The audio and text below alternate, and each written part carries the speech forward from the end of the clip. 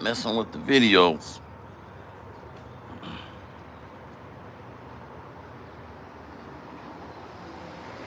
Shalom.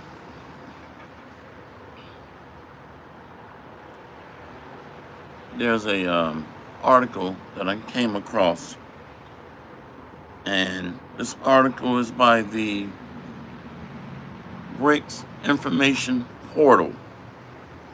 So I'll go into it and talk about this BRICS alliance and why it's very pivotal in these last days. This BRICS alliance. What are the impacts of these nations coming together? Shalom, beloved. So I'm going to go into this. So America is going to be surrounded by her enemies. That's what's happening. So in a military campaign, or in any military campaign, when you're the attacking force, you want to have a 3-to-1 advantage. So let's say you have a enemy defensive position and they have 30 troops. So that means you need to have 90 to 120 troops to attack a well dug in, well defended position. So when you look at the BRICS alliance, they're going to have about 30-to-1, roughly. And that number is growing every day of the number of nations that's joining against America. So it's called the 3-to-1 tactical ratio or advantage when attacking a well dug in defended position. And that's the way I'm looking at this thing from a military perspective. Discerning the times. Shalom. Barakatah Yahweh. Barakatah Yahweh Shai. Barakatah Yahweh. Barakatah Yahweh Shai. Call Halimla. Yahweh. Bahashem. Yahweh Shai. Bahashem. Kadash. All praises be to the Most High, Yahweh, in the name of His Son and our Lord and Savior, Yahweh Shai. Much respect and honor to the brothers that are doing the work in truth and sincerity, risking their lives and freedom to do so, pushing this gospel throughout the four corners of the earth. Salutations to the hopeful elect that's scattered abroad, and double honor and respect to the elders and to the apostles of Great Millstone. Coming back at you with another lesson, discerning the times. Discerning the times. So there's an article that I came across, and it's talking about this growing BRICS alliance. And these are nations that have decided to establish a military, economic, and political agreement to come against the West, the daughter of Babylon. So this gets into the balance of power theory that historians like to go into. But little do the historians know, the Most High is the orchestrator of events that puts one nation against the other, that pits one power against the other, 2 and 2, in order to maintain a balance of the universe and a balance with nature. So the Most High raises up one nation and puts down another. This is what we're seeing. If we're looking at this growing coalition through the spirit or through spiritual lens, let's read this. I'm on the BRICS Information Portal. One moment.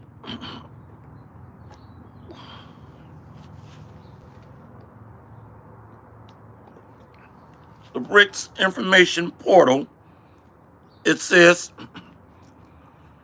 20 countries are now interested in joining the BRICS alliance, despite the ongoing Ukrainian crisis. By Ahmed Adel, Cairo-based geopolitics and political economy researcher.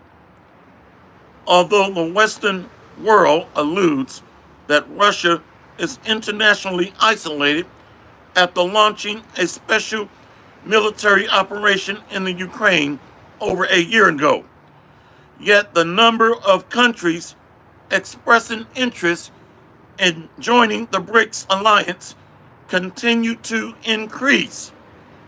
According to Russian Foreign Minister Sergei Lavrov, there are 20 countries desiring to join the BRICS alliance.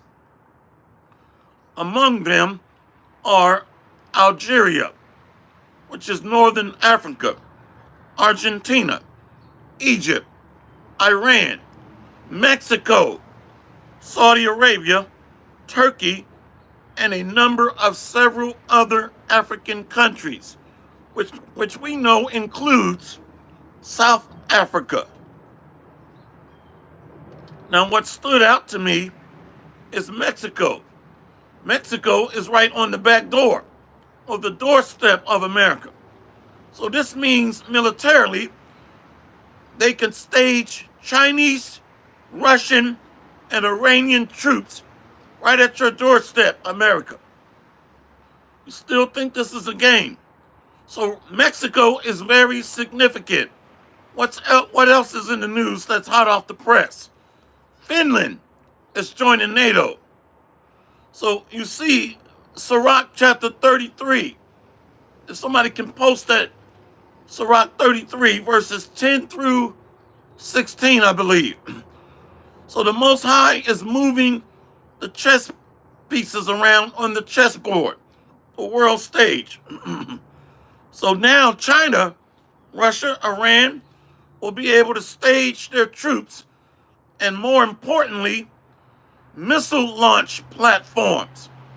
So this is the 1961 Cuban Missile Crisis on steroids.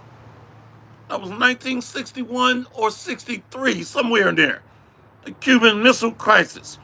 So now they can put these long-range missile platforms right in Mexico now, when this alliance becomes solidified. Wow. See, there are around 20 countries wanting to join the BRICS alliance. Among them, Algeria, Argentina, Egypt, Iran, Mexico, Saudi Arabia, Turkey, and a number of other African nations. So what we're seeing is Russia is stacking its cards or deck with allies because they're seeing a growing NATO threat at its doorstep, especially with Ukraine being persuaded to join NATO. Now Finland has joined NATO. We know that years back, Poland joined NATO. Now Turkey is playing both sides. Officially, they are a NATO member, but now they're aligning themselves with Russia, the bear, Gog and Magog. It's worth mentioning that over the past couple of years, including during the first year of the Russian special military operation in the Ukraine, the number of countries wanting to join the BRICS alliance and the Shanghai Cooperation Organization has increased dramatically. Shanghai, China. As of now, there are about 20 of them, Lavrov said during a meeting with the regional heads of office of the Russian Foreign Ministry. So we're seeing nations being stacked against nations. So Biblically speaking, in terms of Bible prophecy, the Most High is stirring the pot and mustering the host of the battle, leading them into the valley of Yehoshaphat, which means Yahweh's judgment, which essentially is going to culminate in Armageddon. That ground zero is going to be in the Middle East, Yehoshaphat. That's going to be ground zero. So the nations are being gathered together. That's being led into that final battle of Armageddon, which is going to reach out and touch America, AT&T. So this fight is going to be global. It's going to escalate into a global catastrophic event, Armageddon, which means mountain of troops, or Had Magadwan. Brother GMS Facts Word, Sirach 10 and 4. The power of the earth is in the hand of the Lord, and in due time he will set over it one that is profitable. Key word there, time. Somebody get that in Daniel 2, verses 20 through 22. So we're witnessing a seasonal change. So we're seeing weather symptoms, or we're seeing weather indicators of the changing of the time, the changing of the age. That's what we're witnessing right now. There's a new season that's coming forth, which is the kingdom of heaven, the kingdom under Jacob. This is what we're witnessing real time. So this is discerning the times through a spiritual lens. What is that hand? The power is in the hand of the Lord. That hand represents power. So the Most High is behind the scenes, moving the minds of these kings, the chess pieces on the chessboard, which is the field, which is the world stage. Brother Naquam, Sirach 39 and 16. All the works of the Lord are exceeding good, and whatsoever he commandeth shall be accomplished in due season. Woo! You just scratched the itch. Exactly. Shalom, beloved lady of the hopeful elect. See? So this is the Most High ushering in a new age of the kingdom, which is Jacob. So there's no birth of a nation without birth pains. So these birth pains are the nations coming to a head to fight one another. These are giants that are coming together to fight in the last days. So the Most High is going to destroy their military might. No nation falls without its backbone being broken. So to break the back of a nation is to crush its military prowess and might. So we're witnessing a new season springing forth. Spring forth to life. The rebirth of the nation of Jacob.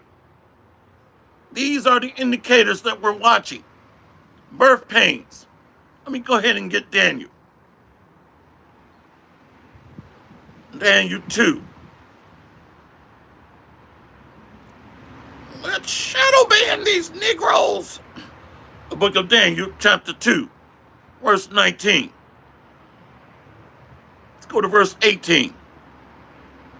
That they would desire mercies of the Most High of heaven concerning this secret, that Daniel and his fellows should not perish with the rest of the wise men of Babylon.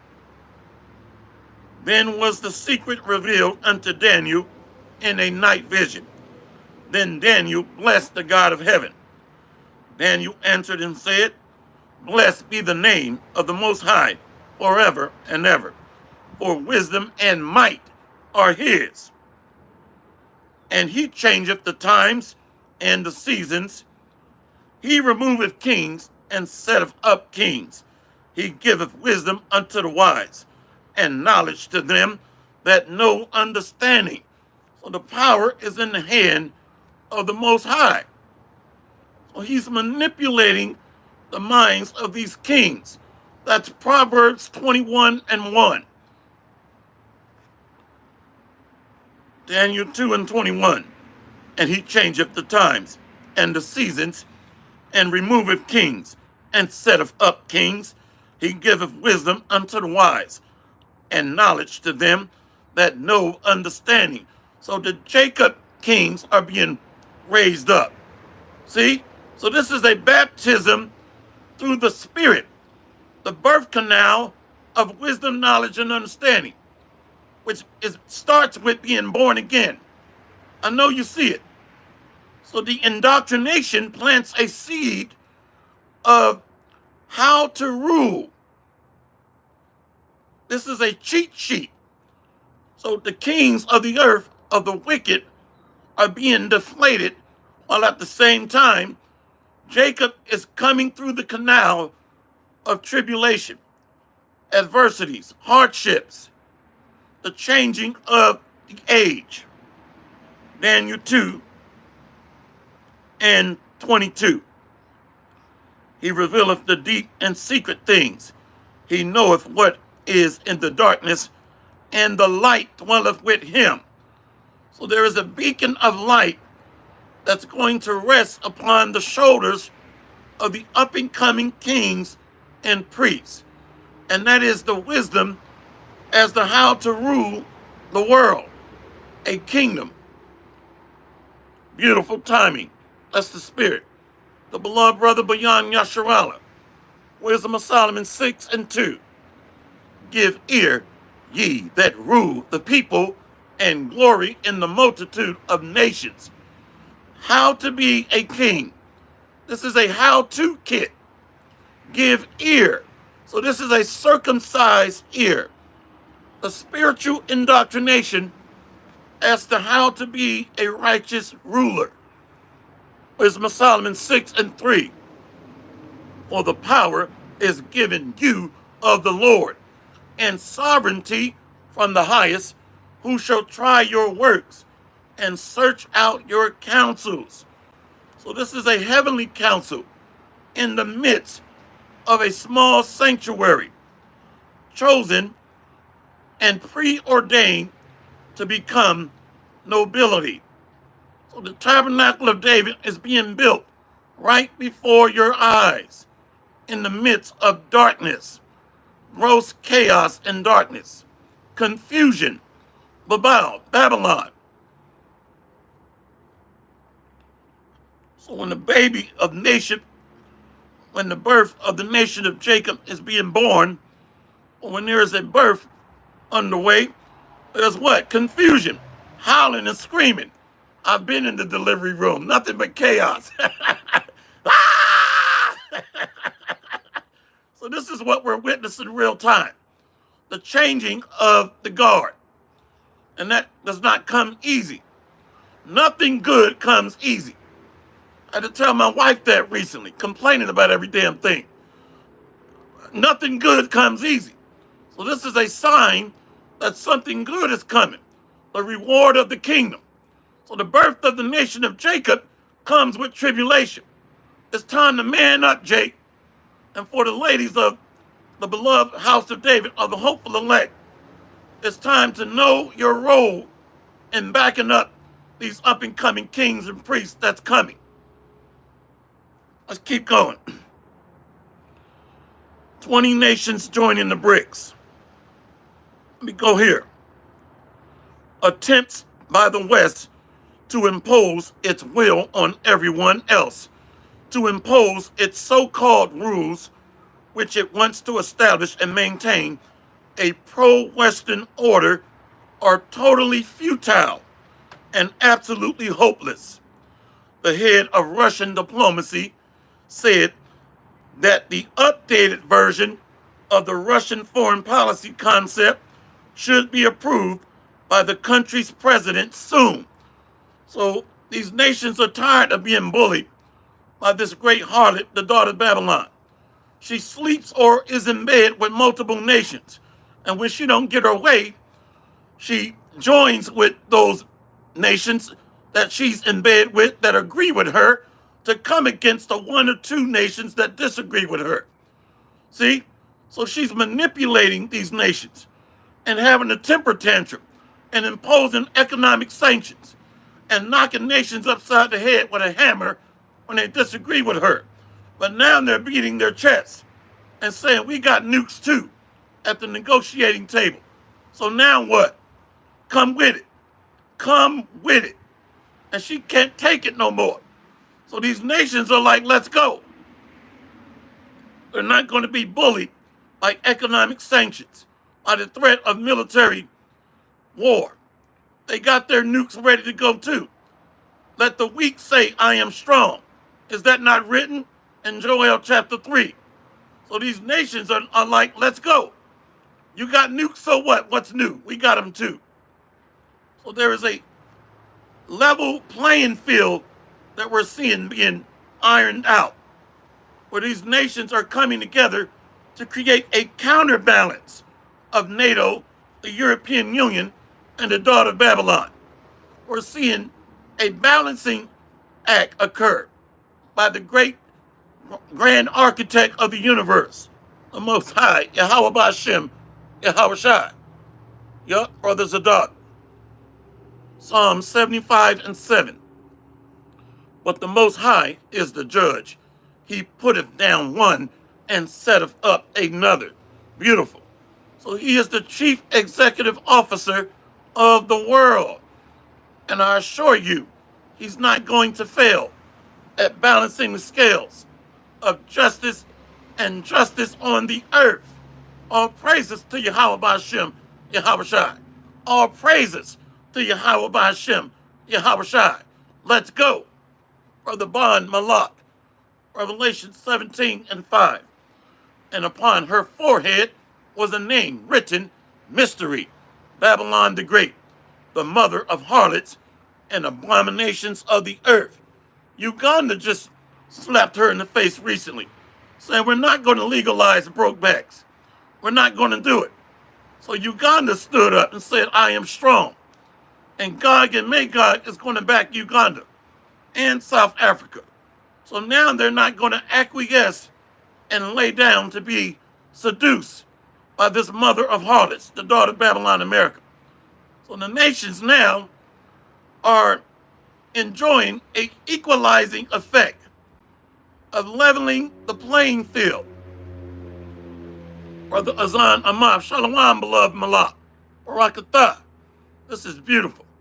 Psalm 73 and 18.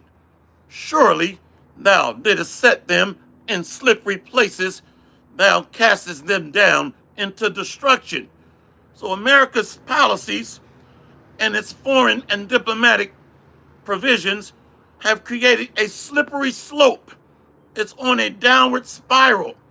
It's circling the drain, CTD, and eventually it's going to be flatline.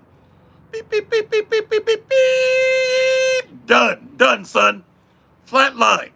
Why you think they're trying to hook up on life support with this digital internet of things? And the C hit. It's over, daughter Babylon. Okay, you can shadow ban, delete, take down channels. It's over. So now the life support is getting ready to be mandated. And you fake prophets out there not talking about this, may Yahweh Ba'Hashem, Yahweh Shai deal with you harshly. Yup. Brother GMS in his likeness. Proverbs 21 and 1. The king's heart is in the hand of the Lord. As the rivers of water, he turneth it whithersoever he will. So the Most High is the king of battle. He is the one moving the chess pieces. And we know this through a spiritual eye, through the gift of the Holy Spirit. This is not man-made, that the Israelites are waking up in full bloom, budding and blossoming and spreading forth or springing upwards and outwards to life with this wisdom. It's not by accident that the nations of the heathen are getting ready to come together in a clash, head to head. So the Most High is bringing down one power structure and at the same time building up the kingdom of heaven through his prophets, the tabernacle of David. I know you see it. So we're seeing an inverse effect. The nations coming together against themselves for war, partly strong and partly weak. So we're seeing a balancing act play out on earth through the spirit and power of Yahweh Ba'ashem Yahweh Shai. Brother Naquan, Ezekiel 7:25. Destruction cometh, and they shall seek peace, and there shall be none. Exactly. So in order for something good to come forth, something must die. There is no rebirth without death. So we're going to witness the death or the end of the age of Edom and the birth of a new holy, righteous nation of Jacob. This is the birth of the nation of Yahweh Ba'ashem Yahweh Shai, a choice vine, a chosen seed. South Africa is one of the most influential countries in the continent and quickly dismissed the United States' pressure regarding its relations with Russia, which is Gog and Magog. See? So now they got a superpower backing them. They're not being bullied anymore by economic sanctions, by military threats of force or use of force. Yup, Brother Ariyah Cha'ayal, Daniel 2:33. His legs of iron, his feet part of iron and part of clay. So we have nations that are superpowers mixed with nations that are not. So we're seeing a balance of power shift of the weak nations join unto those big brothers that have a nuclear prowess. So this balances the scales. So the weak are being strengthened by the nuclear powerhouses, which are also economic powerhouses that are backing their currencies with gold and silver. I know you see it, under a new global digital currency. So the weak are strengthened through the might and power of the big brother nations, like Russia, which is a guard unto Egypt, Ethiopia, Libya, Turkey. And now Russia is saying, come underneath our umbrella of protection. We're the big brother, and we are the new dog at the table that's calling the shots. I know you see it. South Africa is one of the most influential nations on the continent of Africa and quickly dismissed U.S. pressure regarding its relations with Russia. And I want to talk briefly about, let's read this again because I missed something. Brother Ariyah Cha'ayal, Daniel 2:33. His legs of iron and his feet part of iron and part of clay.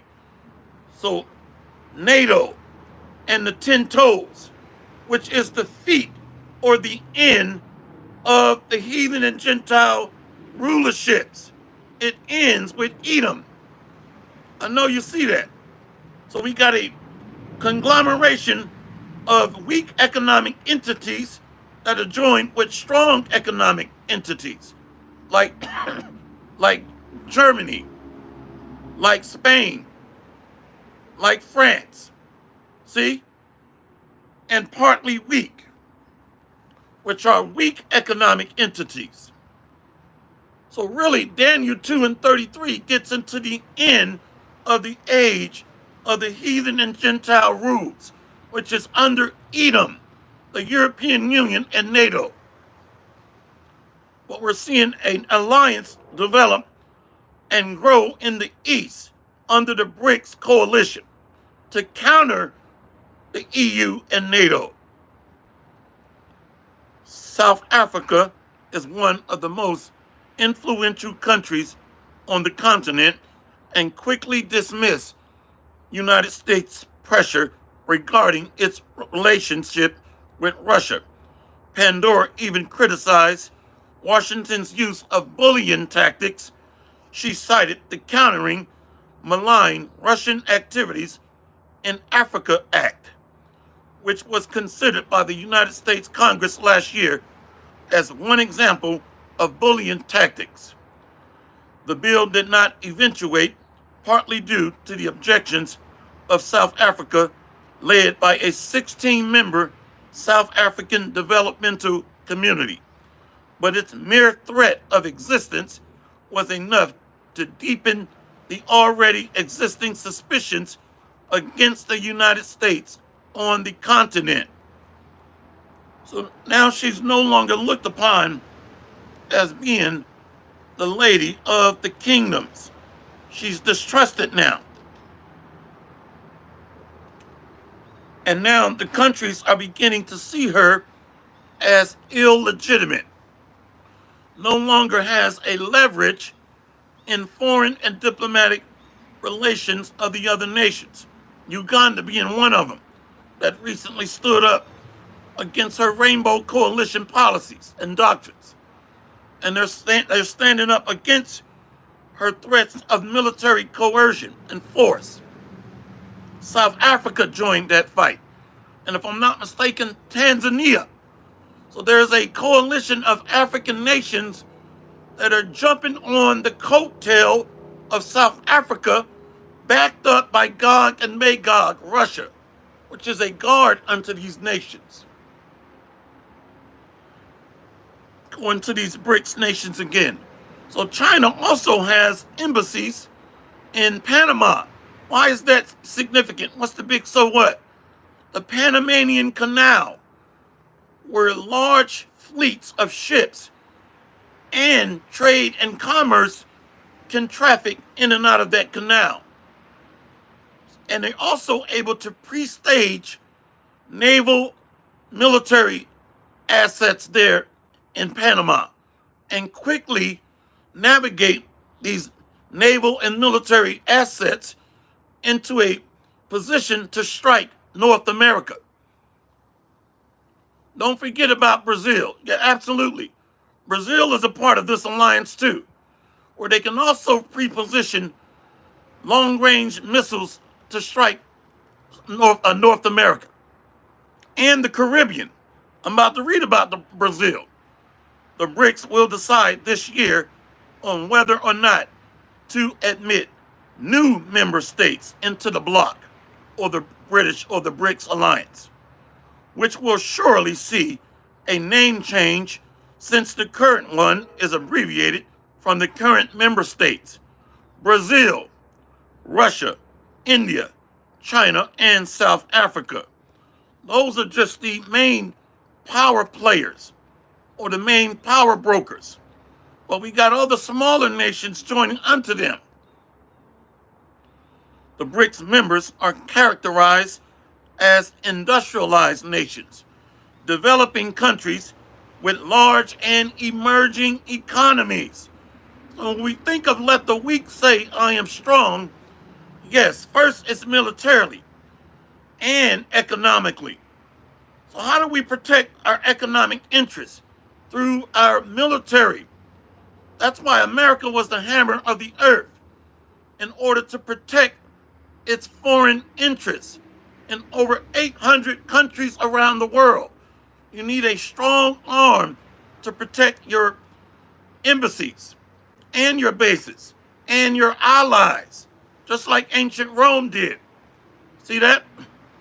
So any economy must be backed up by a strong military, which is really a catch-22, because the more you go and steal gold, oil, and drugs, the more you got to spend on your military. So America's current military budget, or its defense budget, is about $850 trillion. So you got to protect these interests. So there is a symbiotic relationship between the economy and the military, or economic interests backed by a military arm or hammer. You got to keep spending the more you steal and kill. The Most High set a snare for you, daughter of Babylon. That's in the scripture. Somebody post that. But I have set a snare for her, and she is taken. The Most High is a bad man. I wouldn't want to play with him in chess. Hails to the Nizzo. I'll sit out I'll sit out. Oh no. The BRICS members are characterized as industrialized developing countries with large emerging economies, in addition to accounting for over half of the world's population. India, population of over 1 billion. China, population over 1 billion. And they both got nuclear weapons. How can you fight against that, daughter of Babylon, America? You can't. You're going to be forced to use your military arsenal. You ain't got no choice. China, over 1.1 billion citizens. India, over 1.1 billion citizens. And they're joined with Russia, a nuclear power. North Korea, a nuclear power that just recently stood up a 1 million man active duty force, backed by another 1 million reserves. Saudi Arabia is joining the BRICS alliance and economically being joined into the Chinese yuan and Russian ruble, which is going to be digitized and backed by gold and silver. Let's let these scriptures come out. Brother Zadok, Jeremiah 50 and 23. How is the hammer of the whole earth cut asunder and broken? How has Babylon become a desolation among the nations? We told you, daughter Babylon, but all your pride and bullying these other nations has deceived you, the pride of your heart, and jumping from bed to bed with these other nations. India, Pakistan. Pakistan is joining BRICS, by the way. What's significant about that? They got nuclear weapons too. Let the weak say, I am strong. So you have a growing, emerging economy backed by gold and silver under the BRICS alliance. And what else? A multifaceted nuclear coalition being joined together, which is unprecedented. North Korea, nuclear weapons. Pakistan, India, Russia, China, nuclear weapons. Iran, nuclear weapons. I missed someone. A seventh one has got nukes. That's joining them. Saudi Arabia is joining them. Brother Azan Amath, Proverbs 6 and 2. Thou art snared with the words of thy mouth. Thou art taken with the words of thy mouth. So everything we say or do is a sacrifice. So the daughter of Babylon has made a sacrifice of foods by intoxicating these other nations with her philosophies. Edomite supremacist tyranny, false Christianity, liberalist ideology, feminism. See? And trying to entice the other nations to do that. As it stands today, 2.2 billion Christians around the world, which is a part of that mixture. So it is a manifold toxic mixer that she has intoxicated the nations around the world with her philosophies. Beautiful precept. Brother Zadok. Let's go back here. Jeremiah 50 and 23. How is the hammer of the whole earth cut asunder and broken? How has Babylon become a desolation among the nations? Beautiful. I have laid a snare for thee, and thou art also taken, O Babylon, and thou was not aware. Thou art found and also caught, because thou hast striven against the Lord, Yahweh Ba'ashem, Yahweh Shai. So the Lord is raising up an adversary against you, daughter Babylon. And the pride of your heart hath deceived you. You got proud in your mixed rainbow coalition, toxic mixer. You got the nations bugged out of their damn mind. Most of our men are bugged out too. Very soft-spoken, effeminate, and passive, and scared. Okay? But the Lord is getting ready to change all that. It's time to rise up, the tabernacle of David. Let's go. We're tired of this weakened, watered down genetically modified organic world that we live in today. A GMO society led by the vilest people on earth, Edomites. Let's go. Oh, let's get this one too. We ain't done with your daughter Babylon. We're not done with you yet. GMS Kabar Dama. Ezekiel 16 and 28. Thou hast played the whore also with the Assyrian, because thou was insatiable. Yea, thou hast played the harlot with them, and yet couldst not be satisfied. Now, yes, this applied to the Israelites that went off, but we can apply it today to the daughter of Babylon as well. And this is an example of how sometimes the scriptures are manifold. The Israelites went off and began to swallow down the doctrines of the other nations and get drunk off their wine. But now this applies to the daughter of Babylon. Let's read that again. Brother GMS Kabar Dama. Ezekiel 16 and 28. Thou hast played the whore also with the Assyrians, because thou was unsatiable. Yea, thou hast played the harlot with them, and yet couldst not be satisfied. See, will she not have stolen till she had enough? So she can't be satisfied with setting up nations or embassies in other sovereign nations' territories and mining their resources, setting up her corporate banks and indebting the nations, and then making the nations take out loans to pay you when you're mining their gold, their silver, and you go set up a bank and you make the nations borrow from you, which is fiat currency, and you mine their gold and silver, which is real money. Oh, you're something else, daughter of Babylon. You are a straight player. The real pimp is Esau. That's the real pimp. Just so you know. I mean, that's unbelievable. So you're in our country, taking our diamonds, gold and silver, copper, zinc, and we're borrowing from you in your banks that you just set up in our lands. Now you got an embassy there.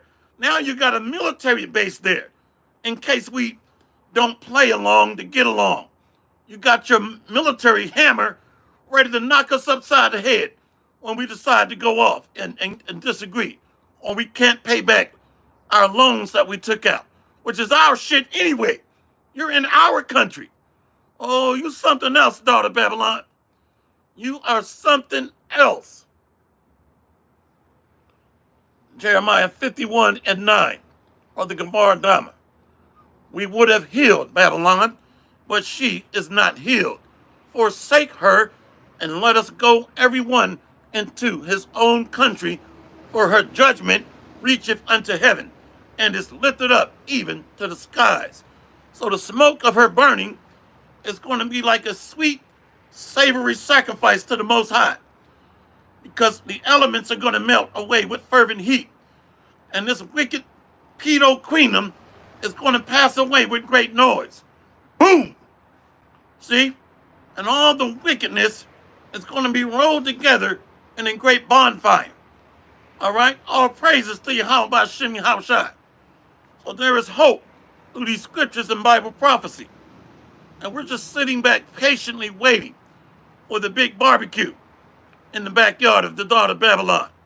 Now China, with Mexico joining BRICS, can put their weapon systems in Mexico, by the way. Right at your back door, daughter of Babylon. We told you, but you thought this was all fun and games. We tried to tell you. Brother Zadok, Isaiah 47 and 5. Sit thou silent and get thee into darkness, O daughter of the Chaldeans, for thou shalt no more be called the lady of kingdoms. How can she be a lady of kingdoms when she's ashes? Ashes, ashes. We all fall down straight through. So this place is not going to be lifted up from the ashes like the phoenix bird. One of the symbols of the global international bankers is the fiery phoenix bird. They believe that they're going to rise up from the ashes of the destruction from Armageddon. They know about Armageddon. They got their own biblical scholars. But they believe they're going to rise up out of the ashes. No, you're not, caveman. That's all a myth. That's fantasy. Jewish fables, okay? You're not going to rise up out of the ashes like a phoenix bird. That's a bedtime story you tell to little Johnny drinking from a damn sippy cup. That's not going to happen. It's over. BRICS members are characterized as industrialized developing countries with large emerging economies, in addition to accounting for half of the world's population. The five-member bloc has a combined gross domestic product equivalent to 13.6 trillion. Their total foreign exchange reserves are 4 trillion. See? So yes, let the weak say I am strong, which starts militarily. But the military is used to back up diplomacy and economics, just so that we understand. So all the men of thine confederacy, India is peeling away from America. Turkey is peeling away. Saudi Arabia is peeling away. How many know about the Brexit that occurred? The British exit from the European Union. Now let's read this. Saudi Arabia, we talked about them. Japan, woo, how did I forget? Japan is now getting exports from Russia, which is also a petroleum powerhouse, where somewhere around the world, somewhere around the ballpark of 50 to 60% of their gross domestic product is contingent upon petroleum and oil. And Russia also exports natural gas and petroleum and oil to NATO and the European Union nations. So they're getting a subsidized price, which is cheaper than relying on the daughter Babylon. And who else is joining BRICS? Venezuela, which is the #1 oil producer in the world. Why is that significant? They're joining with Iran and Saudi Arabia. So you got a coalition of high quality, top grade oil producers joining themselves together for a cheaper deal. We got to look at this big picture. It's over for the daughter of Babylon. Wow. BRICS members are characterized as industrialized developing nations with large and emerging economies, in addition to accounting for half of the world's population. The five bloc member nations have a combined gross domestic product equivalent to $13.6 trillion. Their total foreign exchange reserves are 4 trillion. Given the West's overuse of economic sanctions and being used as a weapon, the BRICS is now establishing its own financial institutions to challenge the likes of the World Bank and the International Monetary Fund. Wow. This is of a significant interest to sanctioned countries, hence why Iran and Turkey have submitted their membership applications. So even Japan is tired of these economic sanctions. You're messing with their money, America. Now Iran and Turkey have been able to exploit the emergence of a new coalition under Brazil, Russia, India, China, South America. See? And they're guaranteeing this monetary system backed by gold and silver. Listen, America is in trouble. America is in trouble. America is in trouble. We're seeing a compilation of nations that have an unlimited supply of natural resources, particularly petroleum and oil and natural gas, begin to drop dependence on the U.S. petrodollar. Saudi Arabia, Iran, Venezuela. It's over. And they're backed up by big brothers with nuclear weapons. Given the West's overuse of sanctions as an economic weapon, BRICS is establishing its own financial institutions to challenge the likes of the World Bank and the International Monetary Fund. That's paying tribute to Rome, the 13 Illuminati families, or the IMF, the International Monetary Fund. So these are the children of the first Rome. They call themselves the House of David, but they're not the House of David. They're the House of Edom, or the Tabernacles of Edom. Rothschild or Rothschild, Red Shield or Red Child. Edomites. They're not the House of David. That's a lie. Iran and Turkey have submitted their membership applications. I'm going to close out with this one. It is obvious that the wealth and power of BRICS members is increasing. Let's read that again. It's obvious that the wealth and power of BRICS membership is increasing. And by admitting new members, the prestige and influence of the bloc will only grow and serve as an economic force of countries seeking independence from the Western hegemony. A hegemony is a monopoly of control.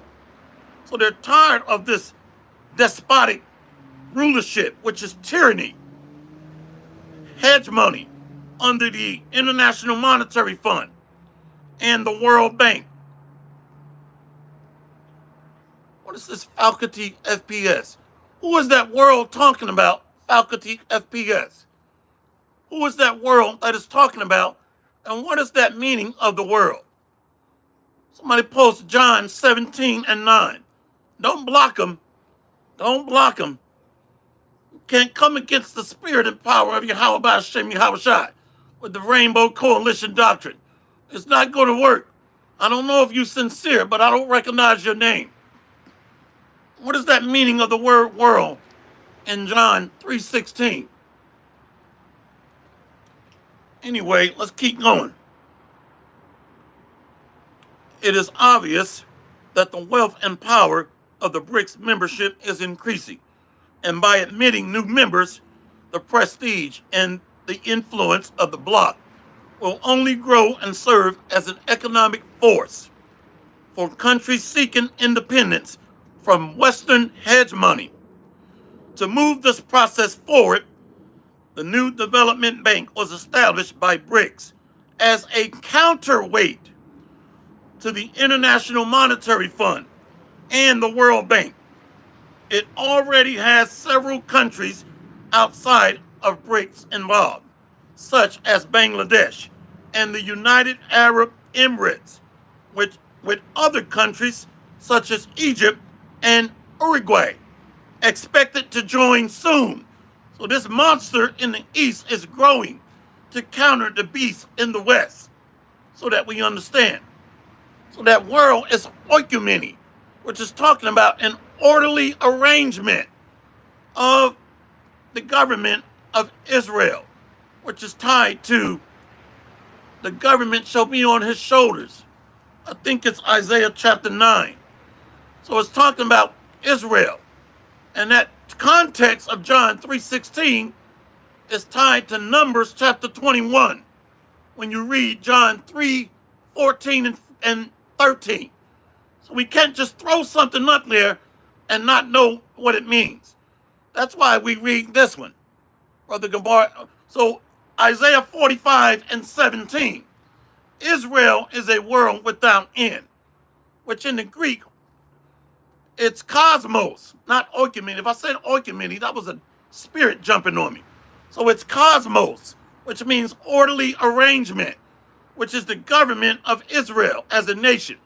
That's why Isaiah says the government shall be upon his shoulders.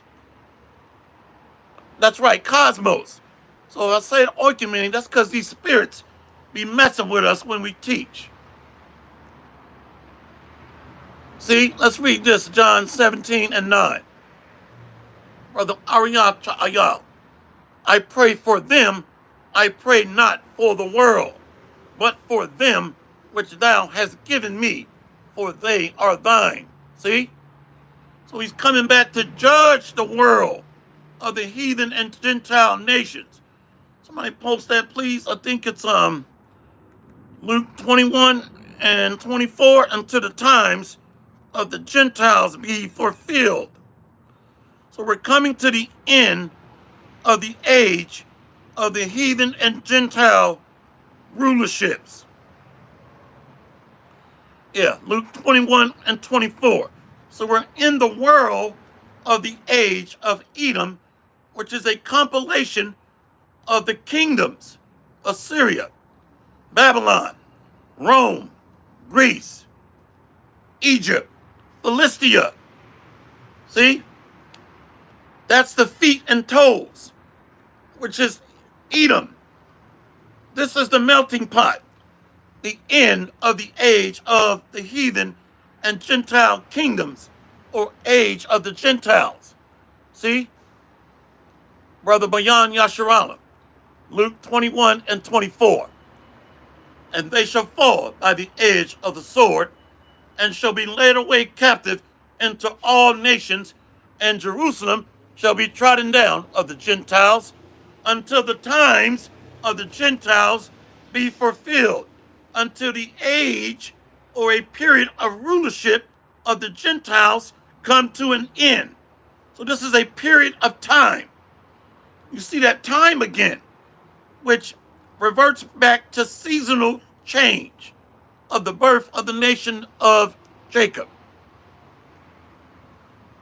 See, the new song, Isaiah 45 and 17. But Israel shall be saved in the Lord with an everlasting salvation. Ye shall not be ashamed, nor confounded, world without end. And I want to make a point here. Sometimes the scriptures jump from past to future, because the Most High is only looking at a 2.5 day window. So that was talking about 70 AD. Then guess what? It jumped back to over 2,000 years into the future, until the time of the Gentiles be fulfilled. I know you see it. See that? Which is the end of the world, which is the end of the age of Edom, when we read Isaiah 34 and Isaiah 63. I know you see it. Let's read that again. Luke 21 and 24. And they shall fall by the edge of the sword, and shall be led away captive into all nations, and Jerusalem shall be trodden down of the Gentiles, until the times of the Gentiles be fulfilled. Beautiful. So it was talking about 70 AD, and then it jumps forward to over 2,000 years from then. No worries, Malak. We know we're still in captivity on the plantation. All right? Now, where was I? Let me go back to the article. We'll close out. So Bangladesh is joining. The United Arab Emirates is joining. Egypt joining. Uruguay. Argentina. So we're seeing a social, economic, political, and military change, and the emergence of a beast in the West to counter the beast in the East. A counterbalance act. Also, it is noteworthy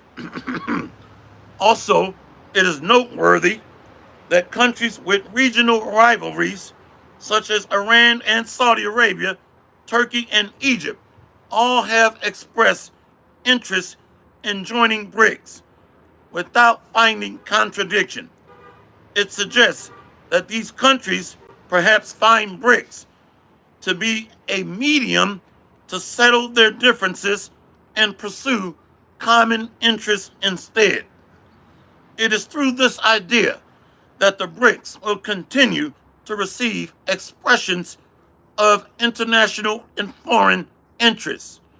well beyond well beyond the already existing 20 countries that have expressed interest, says Lavrov, and offer the world an alternative to the Western hegemony. So we are seeing, let's go here to Matthew 16. Matthew 16. And we'll get ready to close out.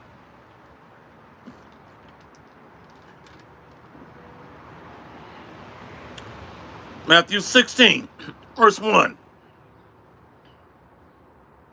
Oh, man.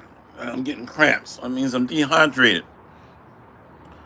The Pharisees also, with the Sadducees, came and tempting, desired him that he would show them a sign from heaven.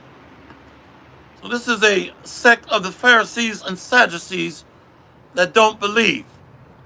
He answered and said unto them, when it is evening, he say, it will be fair weather, for the sky is red.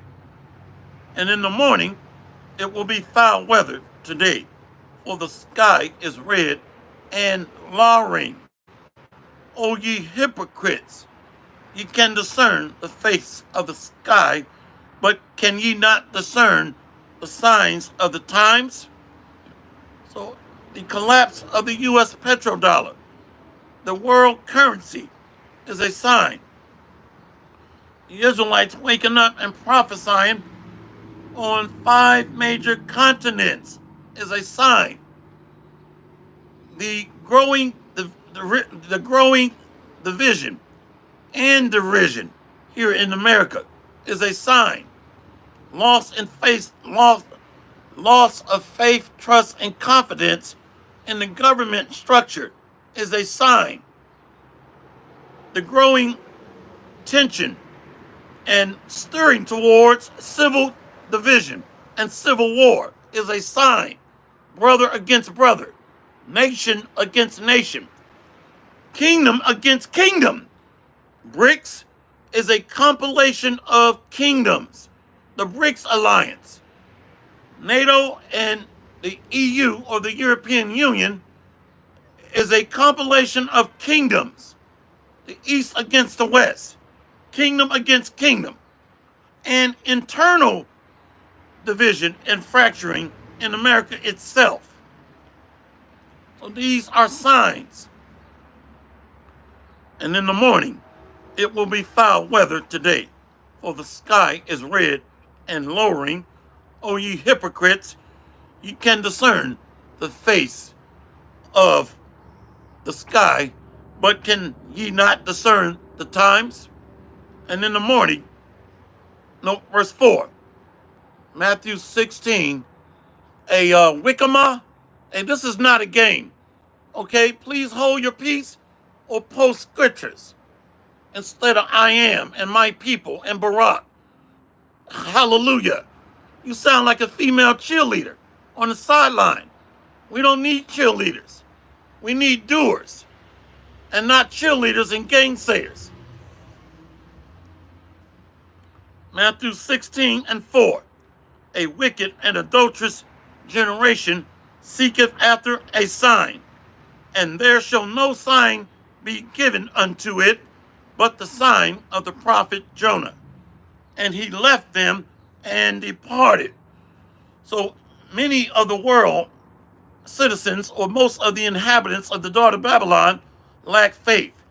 They're looking at a spiritual predicament through a physical lens. Well, the dollar's collapsing, I'm going to buy more gold. What can you do with buying gold and missiles are getting ready to drop on this place? You see how dumb the average citizen is here in the daughter of Babylon. Well, the U.S. petrodollar is collapsing. Not a problem. I'm just going to invest in Bitcoin or cryptocurrency. That's the videos that I'm seeing, by the way. And I just laugh at these people. Missiles are getting ready to land on you, daughter of Babylon. What good is cryptocurrency, Bitcoin, or purchasing more gold and silver going to do? Bugged out. That's you Americans out there. Bugged out. So the sign of Jonas are the prophets out here teaching, warning you of the judgments to come on a land gotten or riches gotten by deceit and bloodshed. So the land cannot be cleansed of the blood that is shed therein, but by the blood of him that shed it. That him is Esau.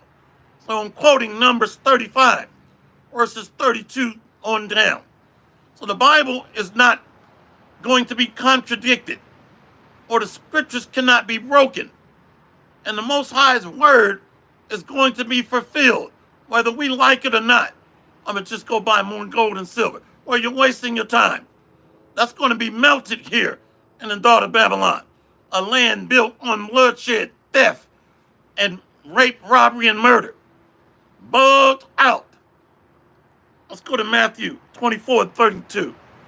So part of these signs are the buds beginning to become nourished by the fountains of living water and are springing forth, blossoming with knowledge and wisdom, waking up to this truth through a spiritual rebirth or birth canal, being born again. Matthew 24 and 32. See, most people think this is a game. That's why he's on there. Hallelujah. Amen. Bring it out. Bring it out. You see, we don't need seals and circus clowns and elephants balancing soccer balls or, beach balloons or beach balls on their noses. I mean, this is not a game. Bring it out. Numbers 24, and let's go to verse 32. Now learn a parable of the fig tree when his branch is yet tender, and putteth forth leaves, ye know that summer is nigh. I love this scripture. So the Israelites are beginning to bud, bloom, and blossom. So this is a process. It doesn't happen overnight for you fallouts out there or those that just gave up. You think a flower comes overnight? I would love to have those seeds to plant, to do the labor and get a cucumber and a watermelon and a damn pineapple overnight. It doesn't work that way. So we got to suffer patiently and be diligent to make our calling and election sure, to show ourselves faithful for the Master when he returns. But in this instant gratification culture, many people just quit and bug out after a little adversity in time. Yahweh Shai was patient. The Most High is patient. Job was patient. Matthew 24 and 32. Now learn a parable of the fig tree when his branch is yet tender, and putteth forth leaves. Ye know that summer is nigh. So the Israelites waking up in mass number. The kingdom of heaven is near. Verse 33. So likewise ye, when ye shall see all these things, know that it is near, even at the doors. Just like the missiles are going to be at the doors of America. In Mexico, that's joining BRICS. Salvation is near. So a missile strike of nuclear weapons marked the end of the age of Edom. The elements are going to melt with fervent heat, and the earth or the world is going to pass away with great noise. See that? So there is a correlation here. Destruction or the death of one age, ushering in the birth of a new age. Baby Jacob is holding on to the heels of Sleazy E, holding on tight too. Shalom, beloved.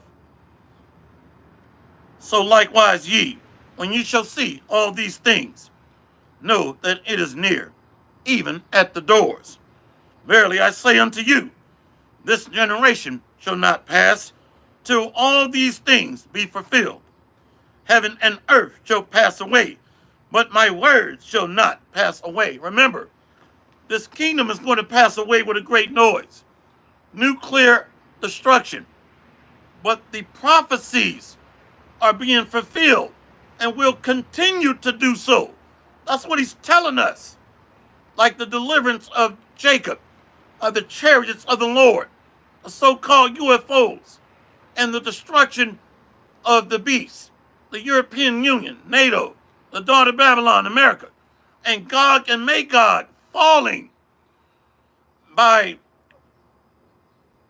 furious rebukes of fire that we read in Ezekiel 38 and 39. See?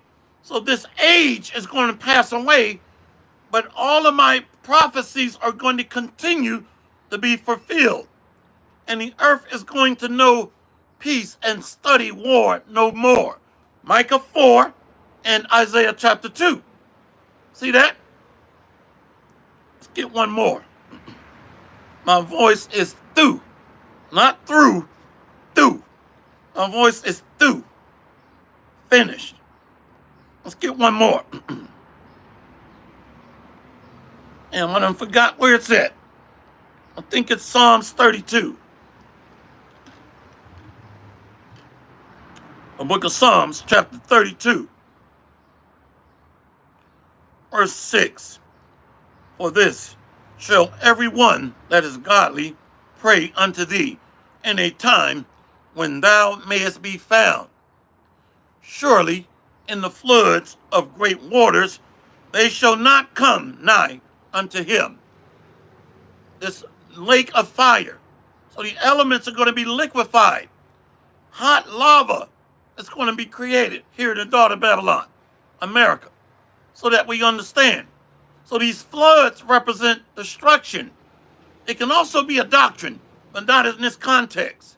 So this lines up with Psalms 124. Psalms 124, nuclear destruction. So the elect are going to be preserved and caught up into a large room or a large pavilion. Enter ye into the chambers, and come ye, my people, enter thou into the chambers until his indignation be overpassed. See? Psalms 32, verse 6. For this shall every one that is godly pray unto thee in a time when thou mayest be found. Surely in the floods of great waters they shall not come nigh unto him. Thou art my hiding place. Thou shalt preserve me from trouble. Thou shalt compass me about with songs of deliverance. The victory songs of Moses. And watching from a glass bottom the destruction of the daughter of Babylon, as wicked creatures get roasted and toasted and flame broiled. Okay? That's what's going to happen. We can read about this also in Revelation chapter 15, the first few scriptures. So there's going to be a barbecue, backyard barbecue. Thou art my hiding place. Thou shalt preserve me from trouble. Thou shalt compass me about with songs of deliverance. I will instruct thee and teach thee in the way which thou shalt go. I will guide thee with mine eye. Be not as the horse or as the mule, which have no understanding, whose mouth must be held in with bit and bridle, lest they come near unto thee. So when we lack understanding, we are like beasts. So the daughter of Babylon has become the habitation of wicked creatures that are like beasts, like the mule or the dumb mule. You see that? So this place is going to become a memorial for unclean creatures, a wasteland like Sodom and Gomorrah is unto this day, so that we know what we're reading. To lack knowledge is to be a beast man, or to be savage, wicked, or to be a what's called a churl. Yeah, anyway, I've said enough on that. Let's read it again. Niggard, churl, Psalms 32, verse 8, verse 9. Be not as the horse or as the mule, which have no understanding, whose mouth must be held in with bit and bridle, lest they come near unto thee. Shut your mouth, like false prophets, like false pastors. They're spewing out vomit, madness. Many sorrows shall be to the wicked, so that at the helm of that wickedness, or this cup that's filled with false doctrine and gross abomination, is the daughter of Babylon. So that we see where this is going. So this is the mistress of harlots that cultivates confusion, the cup of confusion. I know you see it. I'm not the only one with the Bible here. I know you see it. So her mouth must be stopped. Her ways must be stopped. Her doctrines must be stopped. She's riding upon a beast, and she pushes a beast-like nature, like she-beasts that kick the man out and get 3 checks a month, along with being put up in the house and giving comfort items to break up and dismantle the family structure. See? That's the ways of Babylon. False religious worships. See? So she has a chalice in her hand full of mixture of gross abominations. Psalms 32 and 8. Be ye not as the horse or as the mule, which have no understanding, whose mouth must be held in with bit and bridle, lest they come near unto thee. Many sorrows shall be to the wicked, but he that trusteth in the Lord, mercy shall compass him about. So the mercy is going to compass about the elect by the chariots, these ships. See? And it's going to be led by a fathership. That's going to ultimately be the mercy, led by him that sitteth on high and looketh down low. That's coming with the host of heaven, Yahushua. The mercy seat is going to descend onto the earth, but crush the head of the wicked like a stone, but be a breath of fresh air and a rock of salvation to the Lord's elect. Let's read it again. Psalms 32 and 10. Many sorrows shall be to the wicked, but he that trusteth in the Lord, mercy shall compass him about. Be glad in the Lord and rejoice. Ye rejoice and shout for joy, all ye that are upright in heart. So out of the heart, or out of the mouth, spews forth what lies or dwells in our mind or our heart. The Lord is going to have mercy on those that are of an upright conversation. What's that? Speaking words of life. What's that?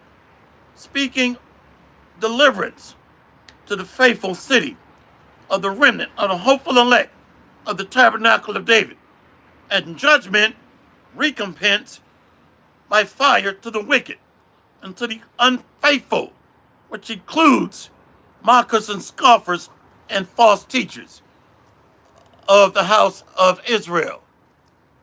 Of course we believe in the New Testament. Why you think, of course we believe in the New Testament. That's a dumb question. Why you think we talked about Yahushua, our Lord and Savior? He is the promise of the new covenant in the New Testament. I'm speaking about deliverance, ain't I? Somebody post a scripture to help this individual. Matthew 24 and 21. Are we at the end yet? Have the nuclear missiles came? Somebody post Matthew 24 and 21. And then jump down to 29.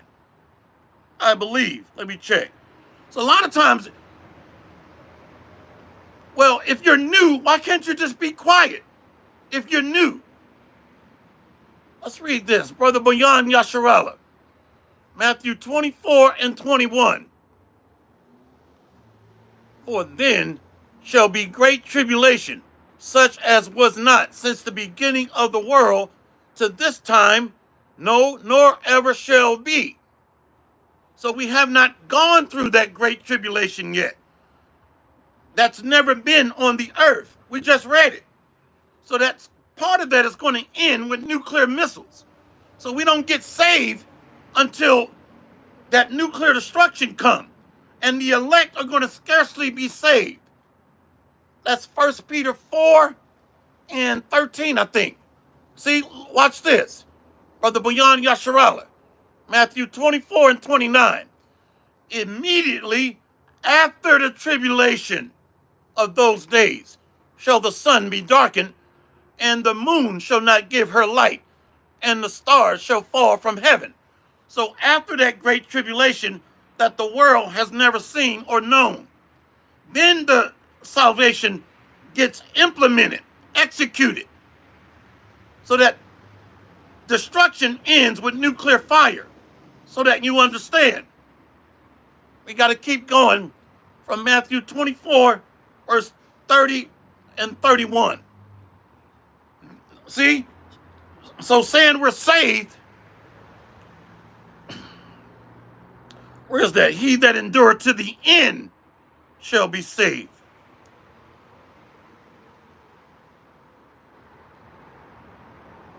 Somebody post Matthew 24 and 13, please. All this time we're teaching the end of the age of the Gentiles being destroyed by nuclear missiles. That's the end. So the tribulation ends in a nuclear holocaust. Did you see? So let's read it. Brother GMS Spiritual Art 144. Matthew 24 and 13. But he that shall endure until the end, the same shall be saved. So people walking around saying they're saved, they're bugged out.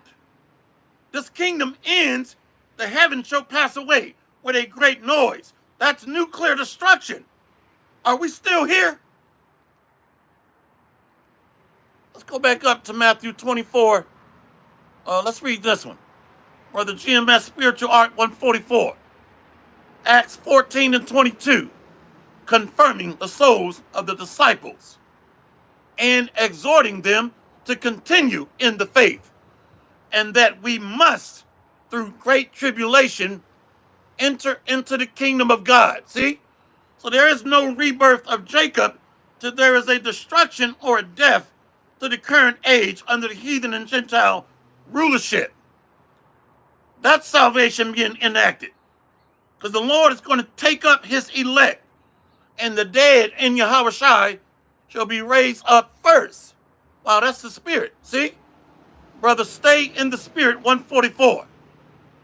1 Corinthians 15 and 24. Then cometh the end, when he shall have delivered up the kingdom to God, even the Father, when he shall have put down all rule and all authority and power. So we're under the rulership of Rome 2.0, the European Union and NATO under the international bankers, the 13 Illuminati families. Are they not still in rulership? Yes, they are. See? Let's read it again. 1 Corinthians 15 and 24. Then cometh the end, when he shall have delivered up the kingdom to the Most High, even the Father. When he shall have put down all rule and all authority and power. For he must reign till he have put all enemies under his feet. That's why I mentioned Isaiah chapter 2. The earth and the world shall study war no more. That just went right over your head. And Micah chapter 4.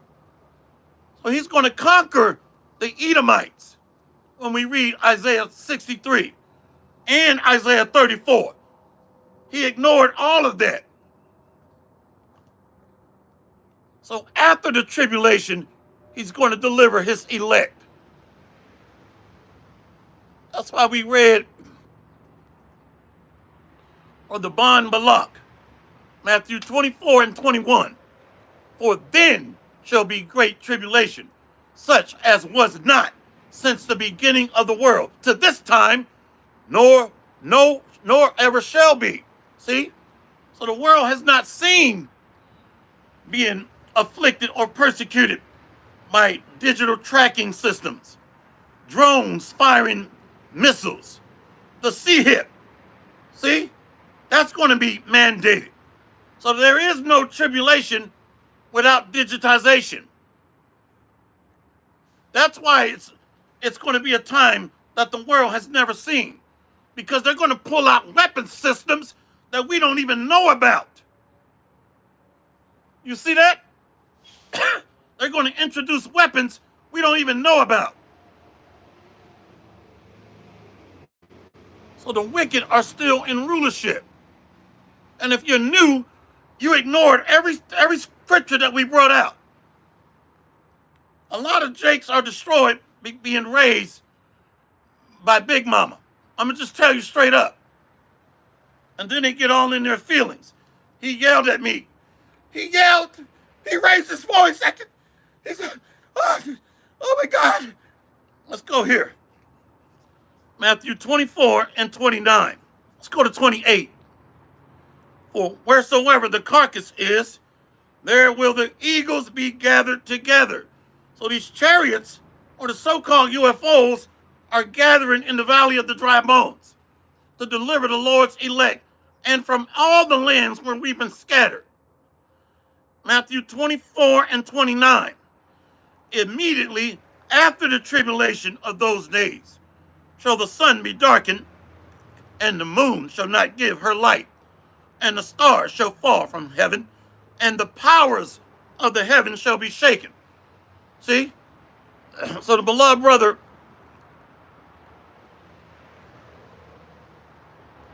those powers are the rulers. The beloved brother, stay in the spirit, posted. He's going to put down all rule and authority on the earth.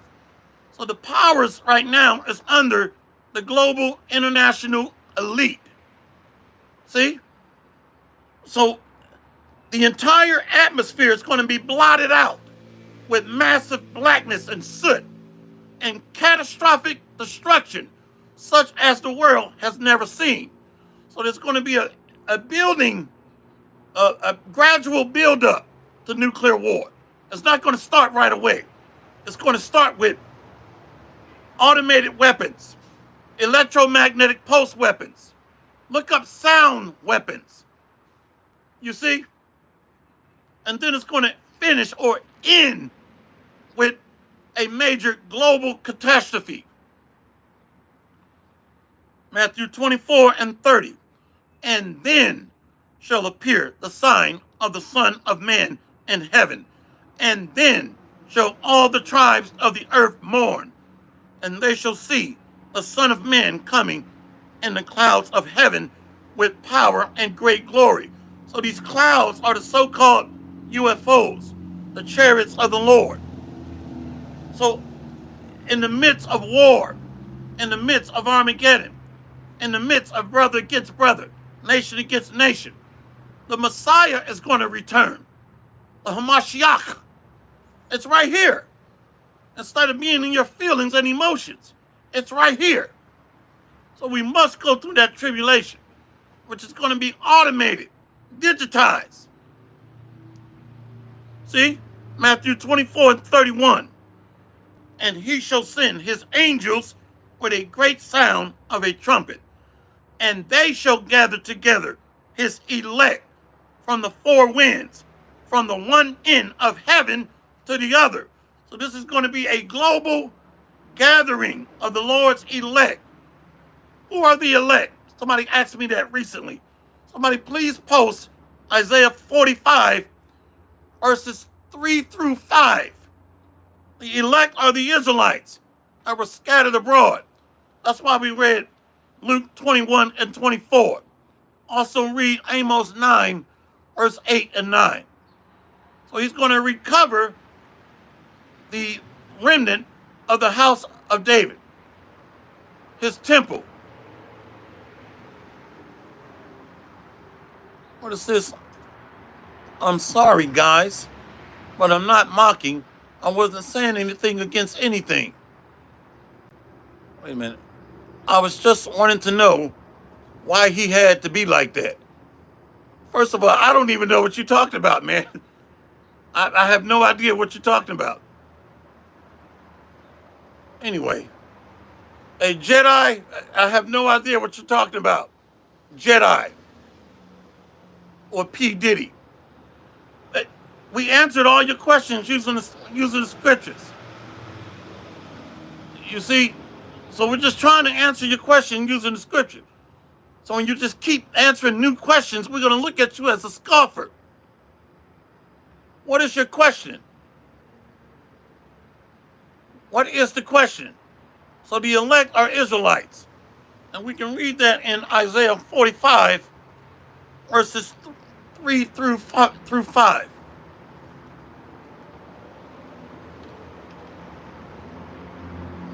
What is the question? And I'm willing to bet you we answered it. What's the question?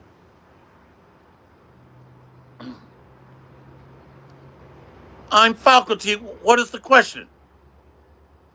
Somebody please post Isaiah 45, verses 3 through 5.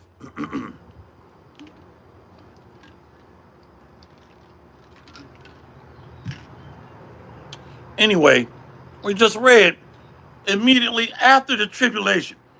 So there is no salvation without being tested, tried, and tempted, and without going through Jacob's trouble that we can read about in Jeremiah chapter 30. So we're answering all the questions. So we can't walk around here and say we're saved. Okay? That's bugs out. And there is no tribulation without digitization. This automated attack that's coming using advanced technology, robotics, scanning, surveillance, tracking, global positioning system, CHIPs, so forth and so on. The mark or the charagma. Brother GMS Spiritual Art and Brother Boyan Yasharala. Isaiah 45, verse 3. And I will give thee the treasure of darkness and hidden riches of secret places, that thou mayest know that I, the Lord, which called thee by thy name, am the God of Israel. For Jacob, my servant's sake, and Israel, mine elect, I have even called thee by thy name. I have surnamed thee, though thou hast not known me. That lines up where he should gather together his elect from the four winds of the earth, immediately after the tribulation. So we're answering your question. That's why I don't know what you're talking about. So the hidden treasures and the kingdom is getting ready to be given to the Israelites. I did answer your question on the world. You ignored every scripture. We posted John 17 and 9. I came for them, I came not for the world. And when you go into that word world in John 3:16, it goes into the word cosmos. You ignored all of that. That cosmos means orderly arrangement or government, which is the world of Israel. And we also posted Isaiah 45 and 17. Israel shall be saved with an everlasting salvation. Ye shall not be ashamed nor confounded, world without end. You ignored all of that. And the kingdom is not here because there is no peace right now. That's why we went into, I discussed Micah chapter 4 and Isaiah chapter 2. And we talked about Numbers chapter 21. That when you read the context of John 3:16, it's talking about the Israelites that were in the wilderness as Moses lifted up the serpent in the wilderness. Wow, something just came to mind. That's spiritually heavy. The Holy Spirit just hit me. But anyway, I'm not going to even say it. So John 3:16 is correlating to Numbers 21. Even as Moses lifted up the serpent in the wilderness. See? America is also a wilderness. So that entire chapter is talking about the Israelites. And we use John 17:9. I pray for them, I pray not for the world. So the elect is being saved at the end of the day. That's how the story ends. We went there. Isaiah 45, 4 and 5. Matthew 24:29 through 31. Matthew 24:21. Matthew 24:13 and 14. Yeah, we've answered that question. Okay? But a lot of people come on here mocking and scoffing on what they learned by drinking from the cup of the daughter of Babylon. All right? So, yeah, this is not personal. We're just trying to protect the flock of the Lord. So hopefully this lesson has been edifying. Exactly. Hopefully this lesson has been edifying. All praises to Yahweh Ba'Hashem, Yahweh Shai, Ba'Hashem, or Kwakadash. Double honor and respect to the beloved elders and the apostles of Great Millstone, the true leaders of Israel and the house of David. The tabernacle of David is being raised up from the ashes, from the graves of the earth, and from the dust of the ground. And to the beloved ladies of the hopeful elect of the house of David, listening and learning in meekness and humility, as the scriptures have commanded to do so. And the beloved brothers, that are diligently pushing the plow in truth and sincerity, laboring in the field, and diligently awaiting and hastening the return of our Lord and Savior and the new kingdom to come. Kwam Yasharala and Mbad Babal. We got next, Adawan Ratazah, which means Lord willing. Love you. Barakatham. Shalom. DT8, Abad Babal. Shalom. Let's go. Let's go.